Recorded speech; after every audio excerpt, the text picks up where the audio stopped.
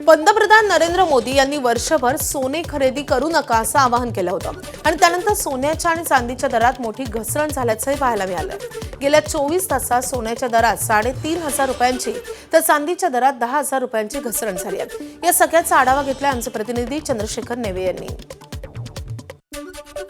सोन्यामध्ये जवळजवळ 3,500 रुपयांची घसरण आहे, तर चांदीमध्ये देखील जवळजवळ 10,000 रुपयांची घसरण झालेली आहे।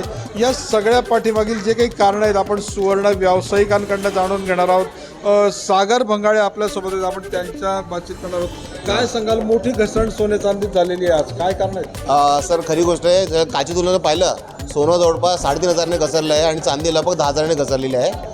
सर याचं मुख्य कारण म्हणजे तुम्ही पाहिलं असेल, मोदी साहेबांनी आव्हान केलं होतं की तुम्ही वर्षभर सोनं खरेदू नका, तर लोक एक्सचेंज करतात सोनं जास्ती मोडमध्ये सोनं येतं आहे, त्याच्यामुळे मार्केटमध्ये सोनंचा स्टॉक जास्ती आहे त्याच्यामुळे आणि खरेदी कमी झाली आहे, त्याच्यामुळे पण रेट घसरत आहे। आणि दुसरी गोष्ट, डॉलर पण आता स्ट्रॉंग होत चाललं आहे। जेव्हा पण डॉलर स्ट्रॉंग होतो तेव्हा सोन्याचा रेट कमी होतो। मला सोन्याचे दर कमी झाल्याचं आपल्याला पाहायला मिळत आहे, पहिल्यापेक्षा कमी झाले। त्याचा फायदा होईल असं वाटतं तुम्हाला? काय म्हणा, अजून कमी होतील। अजून कमी होतील, पण आज कमी आहेत कालपेक्षा आज कमी आहे, परवापासून चांदी पण कमी आहे, सोनं पण कमी आहे।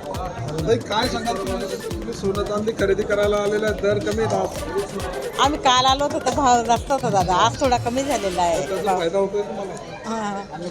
आम्ही बुक केलेलं होतं तर आज ते घ्यायला आलेलो होतो। काल आम्ही 1.5 भारचा अंगोठा घेतला, तो आज कमी झालेला आहे। तुम्हाला फायदा झाला का तोटा झाला? आम्हाला तोटा झाला दादा, उलट घसरण झाली चांगली गोष्ट आहे। म्हणजे अधिक मासाच्या निमित्त सगळ्यांना शॉपिंग करायचीच असते, आयदर सिल्वर किंवा गोल्ड, आणि रेट कमी झाल्यामुळे मग सगळेजण आपलं बजेट थोडं वाढवून पाहता। म्हणजे समजा 5 ग्रॅमची गोष्ट घेणार असले तर चला बाबा 6 ग्रॅम घेऊ, 7 ग्रॅम घेऊ, असाही एक असतो।